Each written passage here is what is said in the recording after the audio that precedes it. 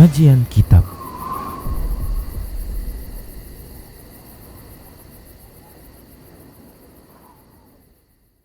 Bismillah, assalamualaikum warahmatullahi wabarakatuh.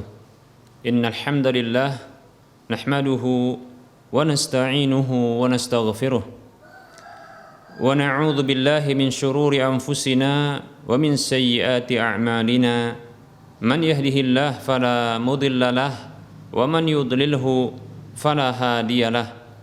Wa ashhadu an la ilaha illallah wahdahu la syarika lah wa ashhadu anna Muhammadan abduhu wa rasuluhu sallallahu alaihi wasallam. Qala Allahu tabaraka wa ta'ala, ya ayyuhalladzina amanu taqullaha haqqa tuqatih wa la tamutunna illa wa antum muslimun. Ya ayyuhan nasu taqu rabbakum alladzi khalaqakum min nafsin wahidah wa khalaqa minha zawjaha wa bassa minhuma rijalan katsiran wa nisaa'a. Wattaqullaha alladzi tasaaluna bihi wal arham innallaha kana 'alaikum raqiba. Ya ayyuhalladzina amanu taqullaha wa qulu qawlan sadida yuslih lakum a'malakum wa yaghfir lakum dhunubakum wa may yuti'illaha wa rasulahu faqad faza fawzan 'azima. Amma ba'd, fa inna asdaqal hadisi kitabullah wa khairal huda huda Rasulillah sallallahu alaihi wasallam wa syarral umuri muhdatsatuha wa kullu muhdatsatin bid'ah wa kullu bid'atin dhalalah wa kullu dhalalatin finnar.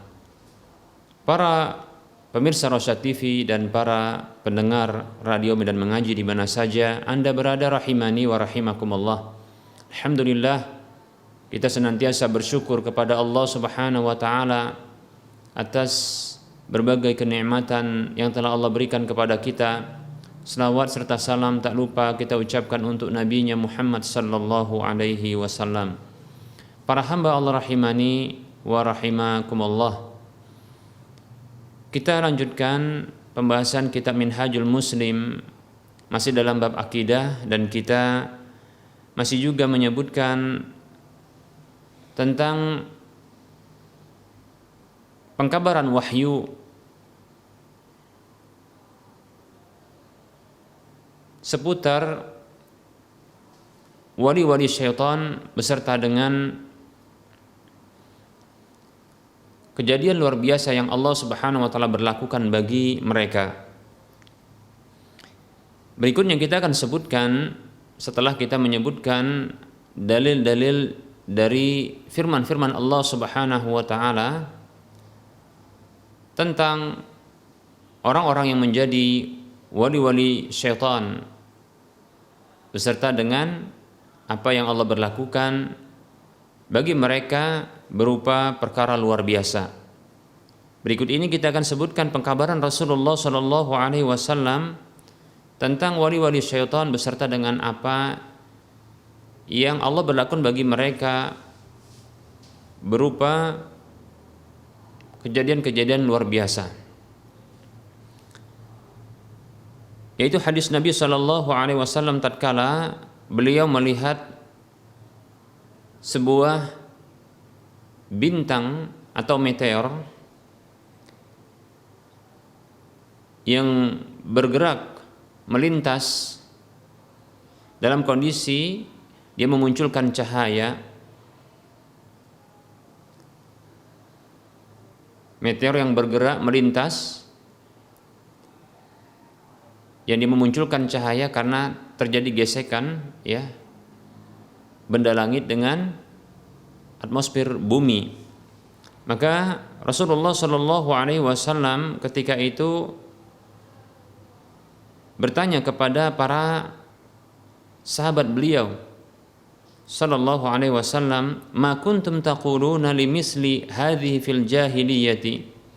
Apa yang dahulu pernah kalian ucapkan untuk kejadian seperti ini ketika di masa jahiliyah dahulu? Yaitu ketika melihat ya bintang jatuh atau meteor ya. Qalu, mereka mengatakan kunna naqulu yamutu 'azimun aw yuladu 'azimun. Maka mereka mengatakan, dahulu kami ucapkan seperti ini, ada orang agung atau orang yang mulia ini yang akan mati, atau akan ada seorang yang agung dan mulia yang akan terlahirkan. Faqala, maka Rasulullah sallallahu alaihi wasallam beliau bersabda, innahu la yurma bihi li mauti ahadin wala li hayatihi. Sesungguhnya tidaklah bintang itu jatuh atau bintang itu dilemparkan, tidaklah bintang itu jatuh, yaitu meteor itu bergerak melintas disebabkan karena kematian seseorang atau karena kelahiran seseorang. Walakin Rabbuna tabaraka wa ta'ala idza qada amran sabbaha hamalatul arsy summa sabbaha ahlus sama'i alladziina yalunahum. Akan tetapi Rabb kita Allah tabaraka wa ta'ala, tatkala Allah menetapkan sebuah urusan, maka bertasbihlah para malaikat pemikul arsy. Kemudian bertasbih pula penduduk langit setelah mereka, yaitu penduduk langit yang berada di dekat mereka. Maka bisa diprediksi maksudnya adalah penduduk langit dari langit yang ketujuh. Bertasbih pula ya para malaikat penduduk langit yang ada di langit yang ketujuh. Summal ladzina yalunahum, kemudian para malaikat yang setelah mereka, yaitu para malaikat yang ada di langit-langit yang berikutnya, yaitu keenam. Hatta yablugha tasbihu ahla hadhihi samai, sampailah ya tasbih mereka itu sampai ya mencapai kepada penduduk dari langit kita ini, itu langit dunia. Jadi tasbih ya luar biasa ini para malaikat, mereka itu begitu mengagungkan Allah Subhanahu wa taala. Bila Allah Subhanahu wa taala menetapkan satu urusan di langit ya atau di sisinya, maka para malaikat ini mereka bertasbih kepada Allah Subhanahu wa taala, mensucikan dan mengagungkan Allah Subhanahu wa taala. Ya. Bahwasanya apa yang telah Allah tetapkan itu maha suci, ya. Allah Subhanahu wa taala dari kekurangan dan kesalahan. Maka hendaknya kita seorang hamba manusia, hamba mukallaf, maka hendaknya pun meyakini demikian, bahwa apa saja yang telah Allah Subhanahu wa taala tetapkan, maka maha suci Allah Subhanahu wa taala dari kekurangan, ya, dari kecacatan, seperti itu. Demikian para hamba Allah rahimani wa rahimakumullah, ya. Lihat para malaikat ini ya tatkala ya mendengar Allah Subhanahu wa taala menetapkan satu urusan, maka para malaikat pemikul arsy itu bertasbih mensucikan Allah Subhanahu wa taala. Maka tasbih ini pun ya didengar oleh para malaikat yang ada di dekat mereka pun ikut bertasbih. Seterusnya sampai ke para malaikat yang ada di langit dunia ini. Summa yas'alu ahlus samai hamalatal arsy, kemudian penduduk langit itu bertanya kepada para malaikat pemikul arsy, madza qala rabbuna, apa yang difirmankan oleh Rabb kita Allah tabaraka wa taala. Fayukhbirunahum, lalu mereka pun mengkabarkan apa yang difirmankan tersebut, ketetapan tersebut, ya. Summa yastakhbiru ahlu kulli sama'in, kemudian penduduk setiap langit itu pun meminta ya diberitahu atau menanyakan kabar, ya, atau menanyakan tentang ya apa yang difirmankan oleh Allah Subhanahu wa taala tersebut. Setiap penduduk langit, mulai dari langit yang ke-7, ke-6, ke-5, ke-4, ke-3, ke-2 dan yang pertama, itu saling bertanya satu dengan yang lainnya, menanyakan ya, apa yang difirmankan oleh Allah, apa yang ditetapkan oleh Allah Subhanahu wa taala, ya. Maka tentunya mereka saling mengkabarkan satu dengan yang lainnya. Hatta yablughal khabaru ahlas sama'id dunya. Sampailah kabar ketetapan Allah tersebut itu mencapai penduduk langit dunia, yaitu maksudnya adalah para malaikat yang ada di langit dunia, langit yang pertama. Fatakhtafu syayatinus sam'a. Dan para setan-setan dari kalangan jin, mereka mencuri dengar. Lihat, mencuri dengar. Nih, setan-setan jin, mereka mencuri dengar. Fayurmauna. Lalu itulah mereka dilempar dengan meteor tersebut. Jadi kalau kita melihat, ya, bintang jatuh, meteor itu sesungguhnya itu adalah lemparan yang Allah Subhanahu wa taala peruntukkan bagi para syaitan yang mereka mencoba untuk mencuri dengar berita yang akan Allah Subhanahu wa taala tetapkan. Demikian.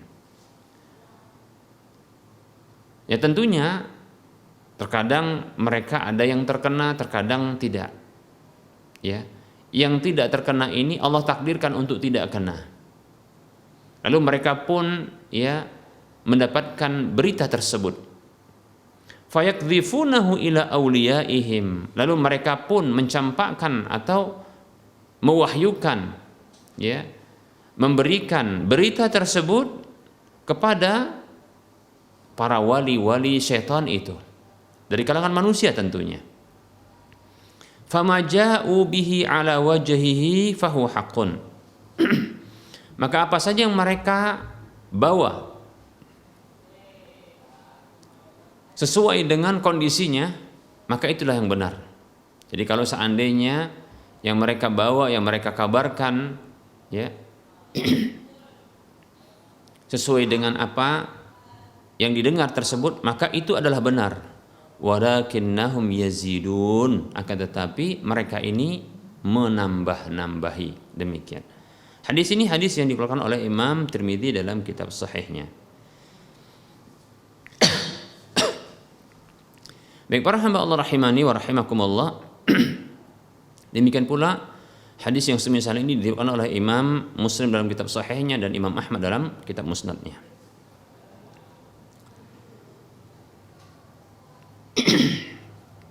Baik para hamba Allah rahimani wa rahimakumullah. Hadis ini bisa kita ambil kesimpulan, ya, darinya beberapa poin. Yang pertama adalah fenomena bintang jatuh atau meteor yang melintas sesungguhnya ini merupakan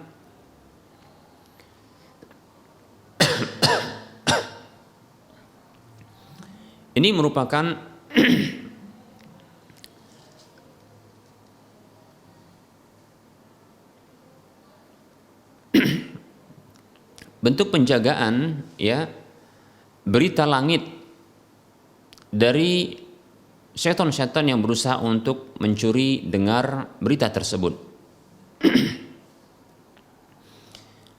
Dan bukanlah, ya, bintang jatuh tersebut atau meteor yang melintas itu disebabkan karena adanya kematian seseorang yang mulia atau karena lahirnya seseorang yang akan lahir, ya, yang mulia, seseorang yang diyakini, ya, ini akan lahir dan dia adalah nantinya adalah orang mulia. Demikian. Kemudian beberapa poin berikutnya yang akan kita sebutkan adalah begitu mulianya, ya, Allah Subhanahu wa taala, dan tentunya maha mulia, maha agung, ya, di sisi para malaikat, di mana malaikat-malaikat yang besar ini begitu mensucikan Allah Subhanahu wa taala, bertasbih. Apa yang Allah tetapkan maka disucikan, ya, oleh para malaikat. Ketetapan tersebut adalah ketetapan yang pasti baik, ya. Sampai-sampai para malaikat mensucikan Allah Subhanahu wa taala, bertasbih mensucikan Allah Subhanahu wa taala. Maka hendaknya setiap hamba beriman mereka pun mensucikan Allah Subhanahu wa taala ya dari segala bentuk kekurangan, ya, kecacatan dan aib tentunya. Baik para hamba Allah rahimani wa rahmakumullah. Apa sih yang Allah tetapkan? Baik itu ketetapan yang berupa ketetapan syar'i maupun ketetapan yang bersifat takdir. Maka hendaknya seorang mukmin ya itu meyakini bahwasanya Allah Maha Suci di dalam ketetapannya tersebut. Baik para hamba Allah rahimani wa rahimakumullah. Dan kesimpulan berikutnya yang bisa kita ambil ya dari hadis ini adalah, nah di sini kita dapatkan bahwa para wali-wali syaitan ini terkadang mereka mengkabarkan tentang perkara-perkara gaib. Perkara-perkara gaib yang akan terjadi di masa mendatang, dan ternyata mereka mengkabarkan itu tepat sesuai dengan apa yang terjadi. Maka ketahuilah tidak perlu heran, karena sesungguhnya tidak ada satupun makhluk yang mereka mengetahui perkara yang gaib. Hanya Allah Subhanahu wa taala yang disebut dengan alimul ghaibi wasyahadah, zat yang mengetahui perkara yang gaib dan apa saja yang nyata. Baik para hamba Allah rahimani wa rahimakumullah. Tentunya apabila seorang hamba mengetahui perkara yang gaib, itu disebabkan karena ada pengkabaran. Para malaikat mereka mengetahui karena Allah yang mengkabarkan. Baik para hamba Allah rahimani wa rahimakumullah. Adapun ya para syaitan dari kalangan jin, mereka tahu karena mereka mencuri dengar, dan itu merupakan kesalahan. Tindakan mencuri tentunya adalah sebuah kesalahan. Sampai-sampai Allah Subhanahu wa taala menjaga berita tersebut dengan cara melempar ya mereka dengan meteor, batu-batu panas dari arah langit kepada mereka. Demikian. Baik para hamba Allah rahimani wa rahimakumullah. Dan ketika manusia mengetahui perkara yang gaib, jika mereka bukanlah utusan Allah Subhanahu wa taala yang mendapatkan wahyu dari Allah Subhanahu wa taala, ketahuilah apabila mereka bukan utusan Allah, maka ketahuilah mereka mendapatkan pengkabaran yang gaib tersebut itu dari syaitan, dan tak perlu kita kagum dengan mereka, karena mereka mendapatkan kabar itu dari syaitan-syaitan yang mencuri dengar. Demikian. Oleh karenanya tukang ramal, para dukun ya, yang mereka ini mengkabarkan tentang perkara-perkara yang luar biasa yang akan terjadi di masa mendatang, dan itu sesuai dengan pengkabaran mereka dari sisi waktu ya dan bentuk kejadian tepat. Maka jangan pernah kita kagum dengan mereka, karena prosesnya begitu berat sesungguhnya ya. Taruhannya itu nyawa bagi para syaitan-syaitan jin tersebut ya. Dan mereka ini mendapatkan kabar dari syaitan yang selamat. Dan perlu juga diketahui bahwasanya banyak pula pengkabaran mereka ini tidak sesuai dengan kenyataannya ya, dan banyak pula ya. Nanti kita akan sebutkan ya bahwasanya para syaitan itu menambah kabar berita tersebut dengan 100 kedustaan. Baik para hamba Allah rahimani wa rahimakumullah. Berikutnya ini hadisnya, Nabi SAW bersabda tatkala beliau ditanya tentang para dukun ya, para dukun. Maka Rasulullah SAW bersabda, laisu bisyai, ya, mereka itu ya tidaklah membawa kebenaran sedikit pun. Maka para sahabat bertanya na'am, atau orang yang bertanya tersebut mengatakan na'am, ya, innahum yuhaddisunana ahyanan bisyai'in fayakunu haqqan. Betul, sesungguhnya mereka itu menyampaikan kepada kami berita-berita yang kadang-kadang itu adalah benar. Faqala, maka Rasulullah sallallahu alaihi wasallam bersabda, tilkal kalimatu minal haqqi yakhtafuha al-jinnu fayaqra'uha fi uduni waliyhi fayaj'aluna ma'aha mi'ata ya kazbatin atau kizbatin, ya. Kata Nabi sallallahu alaihi wasallam, itu adalah ungkapan dari kebenaran yang dicuri oleh para jin. Lalu mereka membacakannya atau melafadzkannya pada telinga-telinga wali-wali mereka. Lalu mereka pun menambahkan 100 kedustaan bersamanya. Lihat, ya. Kita katakan bisa jadi benar memang bahwasanya apa yang disampaikan itu terkadang benar. Tapi anehnya inilah manusia, ya. Inilah manusia yang mereka ini telah digoda dan tertipu daya oleh syaitan. Satu kebenaran itu begitu diagungkan dan dimuliakan, namun 100 kedustaan dan kekeliruan ini tidak dipedulikan. Ya. Ini aneh, ya, sebuah keanehan, ya. Seorang dukun paranormal atau kita katakan seorang tukang ramal yang mereka ini atau dia orang seperti ini mengkabarkan satu kabar berita yang tepatnya, yang benarnya cuma satu saja, kemudian kesalahannya ini sampai 100, ya, bahkan berulang-ulang, namun tetap saja diakui dan ditanyai, didatangi, ya. Nah, ini keanehan manusia, ya. Baik para hamba Allah rahimani wa rahmakumullah. Sementara, ya, para dai-dai yang mengajak kepada kebenaran, yang mengkabarkan semuanya, insya Allah Ta'ala kalau menyampaikan itu dengan Al-Quran atau menyampaikan itu dari Al-Quran dan hadis Nabi SAW, semuanya pasti benar, namun tak diakui oleh manusia. Baik para hamba Allah rahimani wa rahimakumullah. Begitulah sifat dari manusia yang juhal, yang mereka itu bodoh, ya. Lebih suka mendengar para pendusta ketimbang orang-orang yang jujur yang mengajak kepada kebenaran. Baik para hamba Allah rahimani wa rahimakumullah.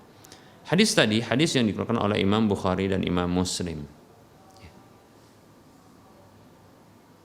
Maka hendaknya, ya, kita menjauhi orang-orang seperti ini, ya, orang-orang yang berbicara tentang masalah gaib, yang mereka mengkabarkan tentang hal-hal yang gaib. Para hamba Allah rahimani wa rahimakumullah, ketahuilah, ya, ada ancaman dari Nabi kita Muhammad sallallahu alaihi wasallam tentang orang yang bertanya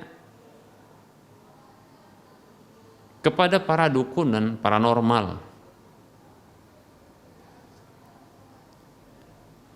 Maka mereka ini telah melakukan bentuk kekafiran berdasarkan satu hadis yang berasal dari Abu Hurairah radhiyallahu anhu yang mengatakan Rasulullah sallallahu alaihi wasallam beliau bersabda, "Man ata haidan au imra'atan fi duburiha au kahinan faqad kafara bima unzila ala Muhammad." Hadis ini hadis yang dikeluarkan oleh Imam Tirmidzi, Ibnu Majah, Imam Darimi, ya. Rasulullah sallallahu alaihi wasallam beliau bersabda, siapa saja yang mendatangi wanita yang haid, maksudnya adalah menggauli, berhubungan badan dengan seorang istri yang dalam kondisi haidnya, pada kemaluannya, atau wanita pada duburnya, itu menggauli istri pada duburnya, lebih-lebih bukan istri, maka tentunya ini melakukan dosa ya dengan ya bentuk dua macam dosa. Pertama berzina, kemudian adalah menggauli dari duburnya, atau mendatangi dukun. Dalam riwayat yang lain disebutkan fasaddaqahu bima yaqulu, lalu dia membenarkan ya apa yang diucapkannya ya, faqad kafara bima unzila ala Muhammad, maka sungguh ya orang seperti ini ya ini telah kufur terhadap apa yang dibawa oleh Nabi kita Muhammad sallallahu alaihi wasallam. Baik para hamba Allah rahimani wa rahimakumullah. Oleh karenanya ya jangan pernah kita ya bermain-main ya dengan bertanya kepada orang-orang yang mengaku tentang perkara yang gaib ya. Kecuali bila dalam pertanyaan tersebut adalah ingin membatalkan pengakuannya, klaimnya yang bahwa dia ini mengetahui perkara yang gaib. Tentunya adalah proses dakwah, baik itu mendakwahi sang dukun atau mendakwahi orang lain yang membenarkan para dukun tersebut.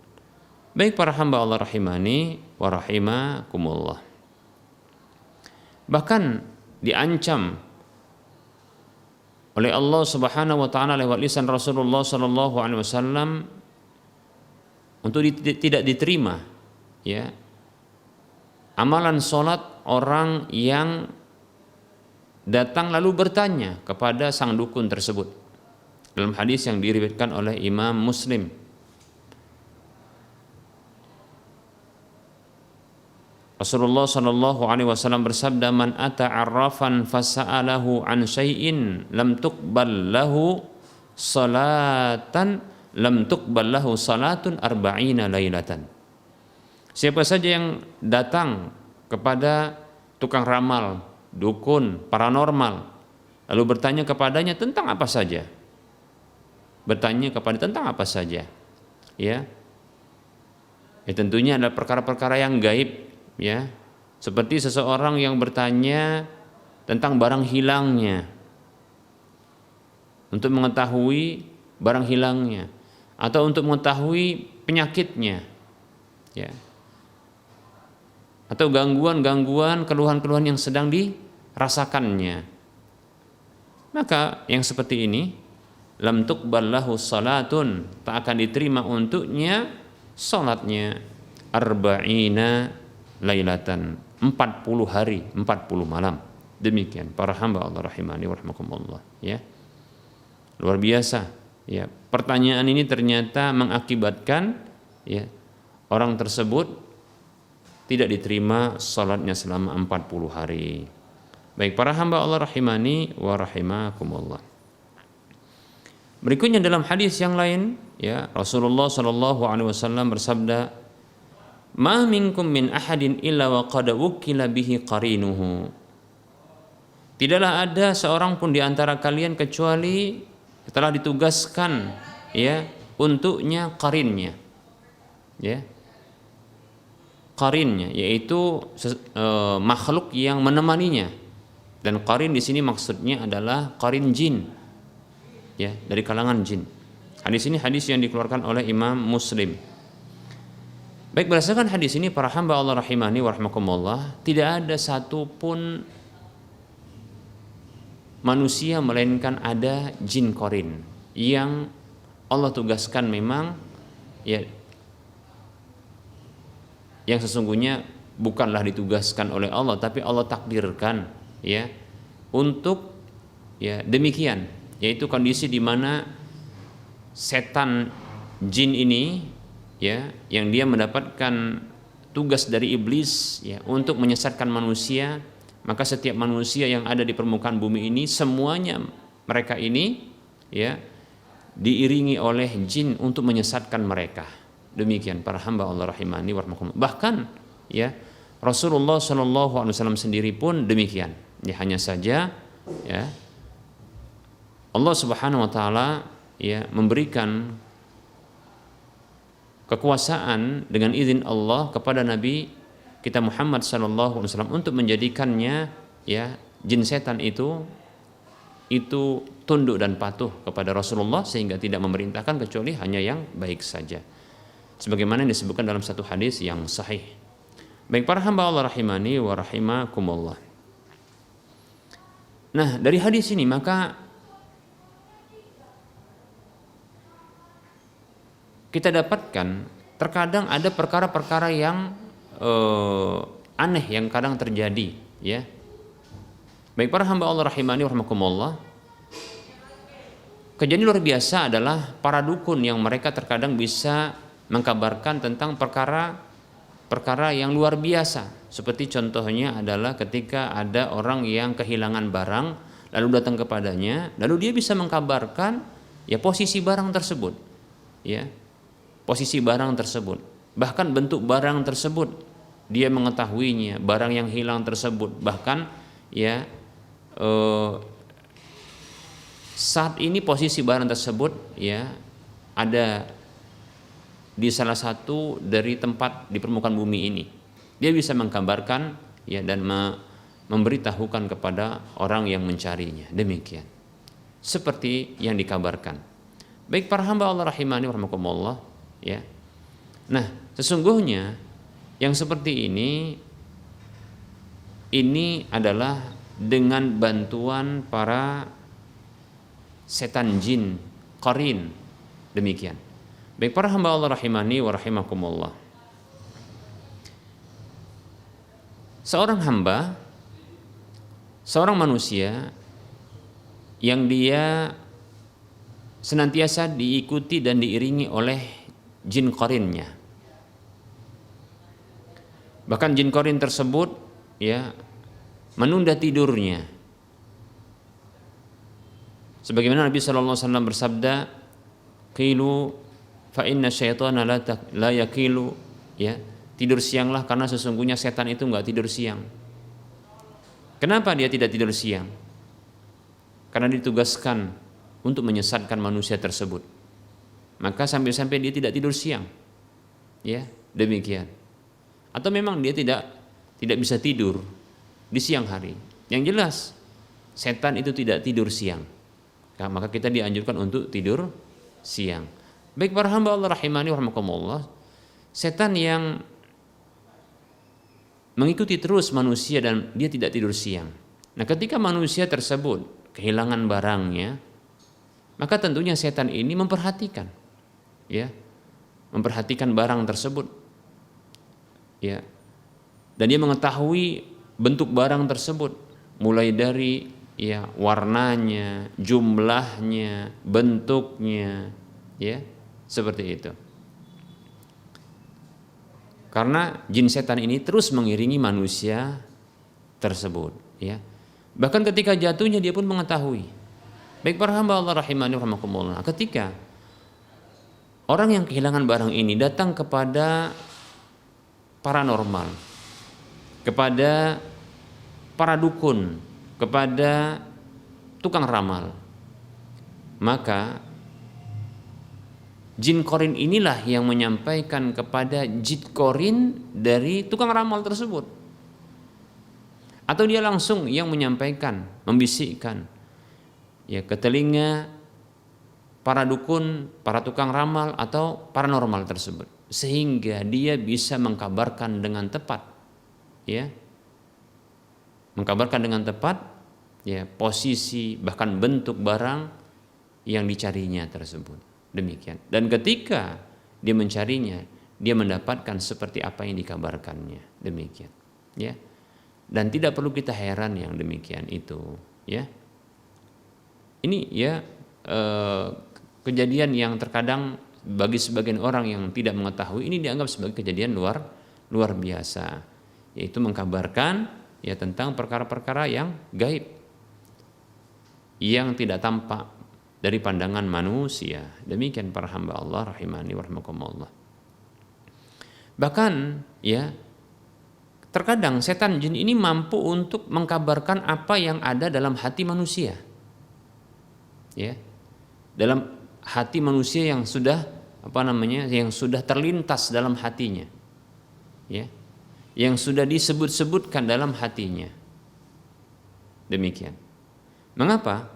Nah, ini rahasianya, dikarenakan syaitan itu mengalir, ya, dalam pembuluh darah anak manusia.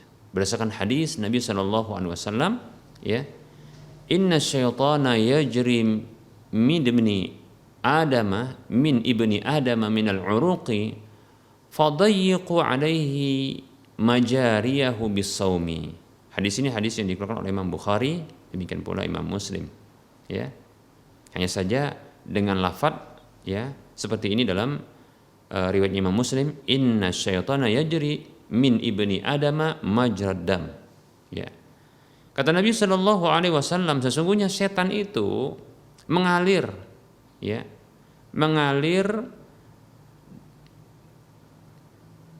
dari anak Adam tersebut itu pada pembuluh-pembuluh darahnya, ya.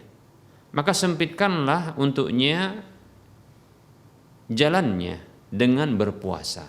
Demikian para hamba Allah rahimani wa rahimakumullah. Nah, apabila kita pahami secara zahir, berarti memang betul-betul syaitan ini Allah jadikan punya kemampuan untuk ia bisa mengalir dalam pembuluh-pembuluh darah, ya, di tubuh kita ini. Dan tentunya ada pembuluh darah yang sampai kepada jantung, ya. Sementara jantung itu adalah tempat, ya, tempat niat, ya, tempat hati kita katakan, ya, hati, ya, karena jantung itu, ya, jantung itu adalah al-qalbu. Al-qalbu itulah dia tempat niat seseorang. Sehingga seseorang ketika dia berbicara pada dirinya, berniat, terkadang syaitan ini bisa mengetahuinya, ya. Oleh karenanya jangan pernah heran, ya. Wallahu taala alam, seperti ini barangkali, ya, yang membuat syaitan-syaitan itu mereka mengetahui apa yang ada, ya, di dalam hati manusia tatkala mereka berniat, lantas syaitan itu pun terkadang mengetahuinya. Bahkan, ya, sebahagian dukun-dukun paranormal ini terkadang mengetahui, ya, apa dari niat seseorang ketika bertemu dengan dirinya, seperti itu. Baik, ya. Maka jangan pernah kita tertipu, ya, ketika ada seorang dukun paranormal, ya, begitu juga tukang ramal. Tatkala dia berbicara kepada salah seorang manusia, ya, manusia lain, dia katakan kamu demikian dan demikian, ya. Bahkan niat dalam hatinya dia mengetahui, tadinya kamu ingin demikian, sekarang kamu ingin demikian, disebutkan dengan tepat. Maka jangan pernah kita terkecoh, ya. Sesungguhnya dia mendapatkan pengkabaran, ya. Semua itu dari setan jin yang menemani kita, ya, qarin manusia tersebut. Demikian para hamba Allah rahimani wa rahimakumullah. Karena sesungguhnya, ya, manusia biasa sesungguhnya mereka tidak mengetahui perkara yang gaib, ya, mereka diberitahu. Demikian para hamba Allah rahimani wa rahimakumullah. Baik, para hamba Allah rahimani wa rahimakumullah, barangkali ini materi yang bisa kita sampaikan, ya, terkait dengan pengkabaran Rasulullah Shallallahu Alaihi Wasallam tentang para wali-wali syaitan beserta dengan kejadian luar biasa yang ada pada mereka, ya, di mana sebahagian besar mereka mendapatkan, ya, pengkabaran dari setan-setan, ya, untuk mengkabarkan perihal hal-hal yang gaib, ya. Demikian para hamba Allah rahimani wa rahimakumullah. Kita cukupkan untuk penyampaian materi dan kita lanjutkan dengan sesi soal jawab. Bagi para pemirsa yang ingin berinteraktif, maka silakan hubungi nomor layanan kami berikut ini di nomor 0812 822 8888 6630. Baik, bagi para pemirsa yang ingin bertanya lewat chattingan WhatsApp, maka silahkan di nomor tersebut atau di nomor yang lain, yaitu di nomor 0852 6190 4177. Baik para hamba Allah rahimani wa rahimakumullah.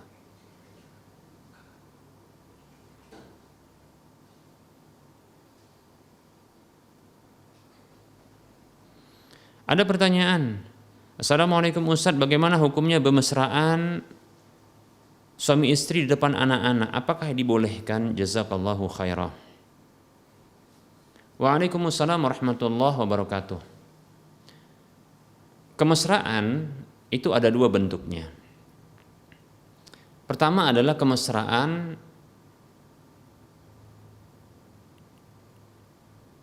yang tabu ya untuk ditampakkan kepada manusia bagi orang-orang yang mereka memiliki sifat malu. Kemudian yang kedua adalah kemesraan yang ini tidak tabu untuk ditampakkan ya di hadapan manusia. Jenis yang pertama dari kemesraan yang tabu untuk ditampakkan ya dalam pandangan manusia, dan ini tentunya tabu menurut orang-orang yang memiliki sifat malu. Ini seperti contohnya adalah ya tindakan-tindakan yang merupakan muqaddimah atau pendahuluan dari hubungan badan. Seperti contohnya ya mencium, begitu juga meraba ya sampai seterusnya ya, kemesraan yang ini nanti ya ini sebagai bentuk apa? Bentuk pendahuluan dari hubungan badan. Tentunya kemesraan seperti ini yang tidak layak ya, yang tidak boleh untuk ditampakkan di hadapan ya anak-anak. Baik para hamba Allah rahimani wa rahimakumullah. Dalam Al-Quran Allah subhanahu wa ta'ala menetapkan ada 3 waktu. 3 waktu yang 3 waktu ini ditetapkan oleh Allah subhanahu wa ta'ala agar penghuni rumah untuk tidak ya masuk tanpa izin ke kamar pasangan suami istri. Termasuk adalah anak-anak. Ya, termasuk adalah anak-anak. Maka mereka diperintahkan oleh Allah Subhanahu wa taala untuk minta izin kepada orang tuanya di antaranya, ya.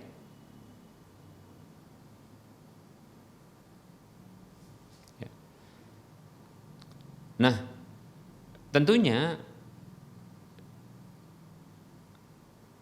tujuan Allah Subhanahu wa taala menetapkan ada 3 waktu ini adalah agar tidak tampak dari orang tua mereka ini tindakan-tindakan yang tabu untuk dilihat oleh anak-anak.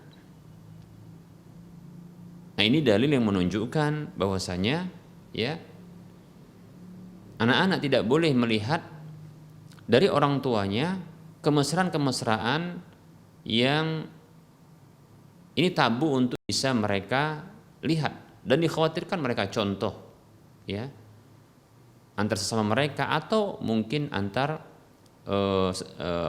sesama anak-anak mereka, anak-anak yang lainnya, demikian ya. Tentunya adalah dari seusia mereka, dari teman-teman mereka, demikian ya. Baik ya, ini jenis pertama dari kemesraan yang tentunya haram untuk diperlihatkan di hadapan anak-anak ya, dan kepada orang lain tentunya. Kemudian ada kemesraan yang tidak tabu ya menurut pandangan manusia yang memiliki sifat malu tentunya. Seperti contohnya berpegangan tangan ya, barangkali sekedar memeluk yang wajar ya, Begitu juga barangkali seperti sang istri menyisir ya rambut suaminya di hadapan anak, atau mungkin mencium pipi, mencium kening, ya. Atau contohnya seorang suami mencium tangan istrinya di hadapan anak-anak, ya, bergenggaman tangan.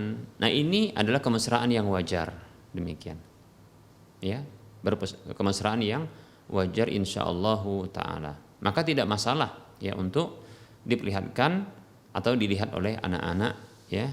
Wallahu taala a'lam, ya. Jadi ada dua bentuk kemesraan, ya. Yang satu adalah kemesraan yang tabu untuk diperlihatkan, kemudian yang satu, ya, yang kedua adalah, dan yang lainnya adalah ini yang tidak tabu untuk diperlihatkan, demikian, ya. Adapun yang tabu adalah ya kemesraan-kemesraan yang ini adalah muqaddimah atau pendahuluan untuk berhubungan badan, ya. Tentunya ini tidak boleh ditampakkan kepada siapapun, ya, demikian, dari kalangan manusia tentunya. Adapun kemesraan yang tidak tabu untuk ditampakkan, ya, seperti contohnya sekedar hanya bergenggaman tangan, seperti mencium pipi kanan dan kiri, begitu juga kening, ya, mencium tangan, ya, berpelukan yang wajar, ya, maka ini insyaallah taala tidak mengapa. Wallahu taala alam.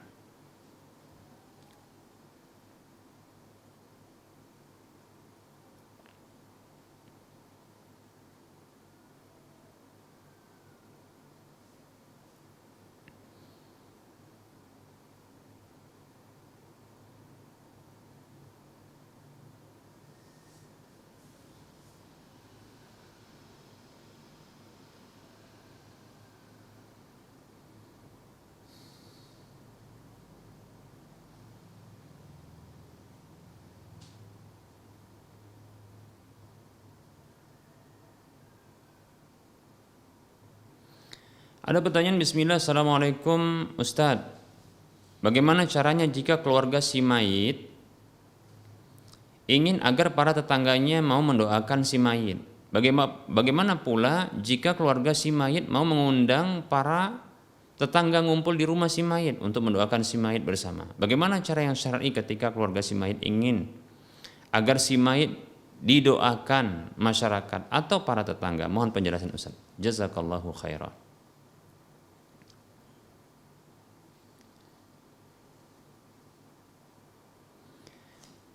Waalaikumsalam warahmatullahi wabarakatuh. Tentunya mendoakan saudara seiman ini merupakan bentuk salah satu keimanan. Karena jujur kita katakan, ya, kita sungguh, ya, berharap saudara-saudara seiman perhatian dengan kita. Dan seseorang yang telah wafat maka terputus amalnya. Maka di antara amal yang terbuka untuk bisa sampai kepada orang yang telah wafat, di antaranya adalah doa orang yang masih hidup kepadanya, ya. Makanya Rasulullah SAW, ya, ketika ada orang yang hendak dikuburkan, Rasulullah SAW, atau orang yang baru saja dikuburkan, Rasulullah mengatakan, ya, istaghfiru li akhikum wasalu lahu at-tasbit, ya, fa innahu al-ana yus'alu. Kata Nabi SAW, ya, mohonkanlah ampun untuk saudara kalian ini dan mintakanlah kepada Allah untuknya at-tasbit, yaitu kemudahan untuk menjawab pertanyaan mungkar dan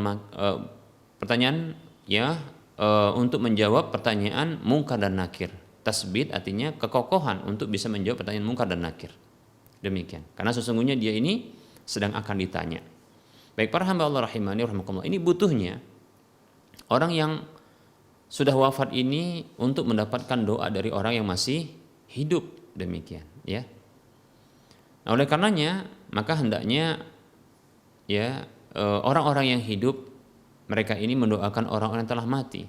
seperti apa yang Allah Subhanahu wa taala ajarkan ya dalam Al-Qur'an ya untuk mendoakan orang-orang yang telah mendahului kita ya dengan keimanan. Allah Subhanahu wa taala ya dalam Al-Qur'an mengabadikan doa orang yang beriman. Rabbana ighfir lana wa li ikhwanina alladzina sabaquna bil iman wa la taj'al fi qulubina ghillan lil ladzina amanu rabbana innaka raufur rahim. Wahai Rabb kami, ampunilah dosa-dosa kami dan dosa-dosa orang-orang yang telah mendahului kami dengan keimanan. Dosa saudara-saudara kami yang telah mendahului kami ya dengan keimanan, demikian. Dan janganlah engkau jadikan adanya ghil ya dalam hati kami. Baik para hamba Allah rahimani wa rahimakumullah. Jadi doa ini ya doa orang yang masih hidup ini sangat dibutuhkan oleh orang yang telah wafat. Bahkan doa ya orang yang hidup untuk orang yang telah wafat ini termasuk salah satu doa yang makbul. Kata Nabi sallallahu alaihi wasallam, da'watul mar'il muslimi li akhihi bi dhahril ghaibi mustajabatun. Ya, doa seseorang muslim untuk saudaranya tanpa pengetahuannya maka itu mustajab, makbul doanya. Demikian para hamba Allah rahimani wa rahimakumullah. Lalu bagaimana caranya? Ya, caranya adalah menghindari waktu-waktu khusus ya yang ini merupakan waktu-waktu dari kebiasaan orang-orang non muslim untuk melakukan ritual kematian. Seperti contohnya adalah di hari pertama, hari kedua, hari ketiga, hari ketujuh ya. Hari yang ke-30, ke-40, ke-100, ke setahun, 1000 dan seterusnya. Ini tidak perlu ya. Tidak perlu. Tidak perlu kita wajib untuk menghindari waktu-waktu ini karena apabila kita lakukan maka kita meniru ya kebiasaan orang-orang kafir dalam hal ini. Demikian. Maka tidak perlu ya kita menentukan waktu-waktu seperti itu. Yang kedua yang perlu diketahui adalah doa anak itu lebih diharapkan ketimbang doa orang lain. Mengapa demikian? Karena dalam hadis Nabi Shallallahu Alaihi Wasallam, ya Rasulullah bersabda, "Idza matal insanu inqata amaluhu illa min salasin." Kalau manusia itu mati maka terputuslah amalnya, kecuali dari 3 jalur. Pertama min sadaqatin jariyatin, dari sedekah jariyah. Yang kedua, au ilmin yuntafa'u bihi, ilmu yang bermanfaat. Yang ketiga adalah awaladin salihin yad'u lahu, atau anak yang saleh, anak yang melakukan kesolehan yang berdoa kebaikan untuknya. Demikian. Jadi anak yang diharapkan, ya, bukan orang lain. Kenapa? Karena anak punya hubungan dekat, sangat mungkin akan rindu dengan orang tuanya, sehingga ketika rindu tersebut atau teringat dengan orang tuanya, dia bisa mendoakan orang tuanya. Ya. Adapun orang lain yang tak ingat, ya, hanya ingat mungkin ketika diingatkan. Demikian. Adapun anak, dia bisa terus ingat untuk orang tuanya, bahkan dia terus mendoakan orang tuanya. Demikian, seperti itu. Maka ya anaklah yang jadi yang lebih diharapkan untuk bisa mendoakan orang tuanya. Dalam hadis yang lain, ya Rasulullah bersabda sallallahu alaihi wasallam, ya, turfa'u lil maiti ba'da mautihi darajatuhu. Ada seorang yang telah wafat ditinggikan derajatnya setelah kematiannya. Maka orang tersebut bertanya kepada Allah Subhanahu wa taala karena ditinggikan derajatnya sementara dia tidak merasa beramal. Ay Rabbi ma hadhihi, wahai Rabbku ini apa? Balasan apa untukku ini? Maka ya dikatakan kepadanya, ya waladuka istaghfarolaka, anakmu mohon ampun untukmu. Lihat ya. Jadi anak ya hendaknya mereka berdoa untuk orang tuanya. Adapun orang lain ya maka ini terkadang mereka tak ingat, ya seperti itu. Kalau seandainya mengharapkan orang lain untuk berdoa, Maka pertama tadi, jangan di waktu-waktu di mana orang-orang kafir biasa menentukan waktu tersebut. Ya. Maka tentukan waktu yang lain atau buat saja ya dengan cara acak random, kita katakan, tanpa menentukan waktu. Bagaimana caranya? Contohnya bisa kita datang ya kepada tetangga sembari bawa makanan contohnya, ya.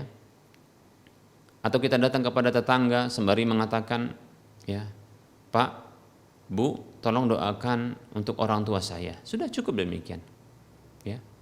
Tidak perlu mereka harus hadir dalam undangan khusus, ya, demikian. Dikhawatirkan adalah kehadiran mereka, ya, untuk undangan khusus tersebut itu tujuannya adalah tujuan untuk ya makan, ya, sehingga tidak ikhlas, ya, tidak ikhlas mereka itu mendoakan orang tua, ya, tidak ikhlas mendoakan orang tua kita karena tujuannya sudah berubah karena ada iming-iming, contohnya makan. Berbeda halnya kalau seandainya kita datang kepada mereka yang terlebih dahulu kita telah memberikan makan ataupun tidak memberikan, ya, karena kita katakan adalah sebagai bentuk, ya, menjalin hubungan baik, ya, orang tua kita dengan mereka, maka kita pun melanjutkan hal tersebut dan itu terhitung sebagai bentuk bakti kita kepada mereka, kepada orang tua kita, ya. Nah, lalu kita mintakan kepada mereka untuk mendoakan orang tua kita. Nah, seperti itu, ya. Maka ketika mereka berdoa, maka ikhlas insyaallah taala. Adapun bila diundang ke rumah, maka yang terbayang dalam benak mereka karena ini kebiasaan adalah apa yang dihidangkan nanti ketika diundang, sehingga ini mempengaruhi keikhlasan dalam berdoa, demikian, seperti itu. Lebih-lebih di akhir acara doanya biasanya kan begitu. Kalau di akhir acara doanya ini orang sudah ngantuk, kemudian sudah kepingin makan, nah demikian. Sudah tadi niatnya, ya, adalah niatnya dipengaruhi dengan ketidakikhlasan karena ingin, ya, makanan. Begitu juga ketika nanti berdoa di akhir karena ini sudah terlalu lama, demikian, ya. Maka ada cara yang lain, ya, yaitu dengan cara datang kepada tetangga atau karib kerabat orang tua atau teman-teman orang tua kita, datang kepada mereka, ya, berkunjung kepada mereka, dan tentunya mereka akan, masya Allah, akan mendoakan. Bahkan tercetus dalam lisan mereka, masya Allah, ini anak fulan, temannya sudah wafat tapi ini anaknya soleh, ya, baik sekali, ya, semoga si fulan diampuni oleh Allah. Bahkan ketika datang kita, anaknya ini didoakan, semoga, ya, bapakmu senang, ibumu senang, ya, ya, diampuni dosanya, ya, karena kamu anak yang soleh atau soleh, begitu, ya, ikhlas dia mendoakannya, demikian, ya.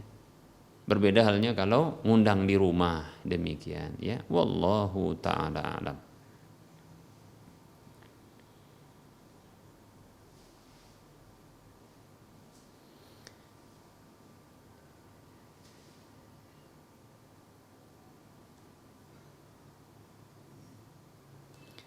Ada pertanyaan, bismillah, assalamualaikum warahmatullahi wabarakatuh. Izin bertanya Ustadz, saya kan buka usaha dan mempekerjakan orang yang ikut kerja bareng saya. Jadi begitu masuk waktu sholat, usahanya tetap saya buka. Karena kekhawatiran barang usaha saya hilang ketika masuk waktu sholat, anggota saya ini saya suruh jaga usaha tersebut dan menunda sholat sampai dia mendapati saya pulang dari masjid. Apakah ini dibolehkan? Mohon nasihatnya. Jazakallahu khaira wa barakallahu fiik. Waalaikumsalam warahmatullahi wabarakatuh.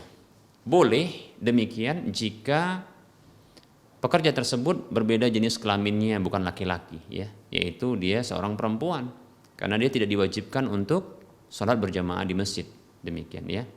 Dia tidak disyariatkan untuk sholat berjamaah di masjid, maka boleh baginya, ya, untuk tidak ikut. Namun apabila seorang laki-laki maka tidak boleh. Lalu bagaimana caranya? Tutup saja, ya, tutup saja usaha tersebut sementara, ya. Kemudian setelah itu, ya, setelah sholat maka segera suruh dia untuk segera pulang, ya, demikian. Maka Anda bisa melakukan sholat sunat, ya, adapun dia bisa membuka kembali, ya, usaha tersebut, demikian, ya. Tidak boleh menghalangi seorang muslim laki-laki untuk sholat berjamaah di masjid, ya, demikian. Ya, kalau Anda memandang itu wajib, ya, maka tidak boleh Anda halangi orang lain untuk sholat berjamaah. Bahkan menjadi kewajiban Anda pula untuk, ya, mengajaknya sholat berjamaah, demikian, seperti itu, ya. Wallahu ta'ala alam. Baik, barangkali ini saja yang bisa kita sampaikan pada pertemuan kali ini. Mohon maaf bila ada kesalahan dan kekurangan dalam penyampaian ini. Ya, kepada Allah saya mohon ampun, dan kepada para pemirsa dan para pendengar sekalian saya mohon maaf.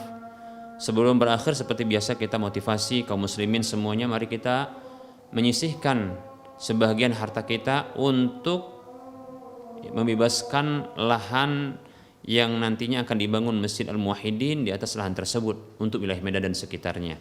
Salurkan harta Anda ke Bank Syariah Mandiri atau Bank Syariah Indonesia di nomor 7127485555 atas nama Yayasan Lajnah Dakwah Medan, kode bank 451. Semoga Anda termotivasi dan semoga bermanfaat. Wassallallahu ala Muhammad wa ala alihi wa ashabihi ajma'in. Subhanakallahumma wa bihamdika asyhadu an la ilaha illa anta astaghfiruka wa atubu ilaika walhamdulillahi rabbil alamin. Wassalamualaikum warahmatullahi wabarakatuh.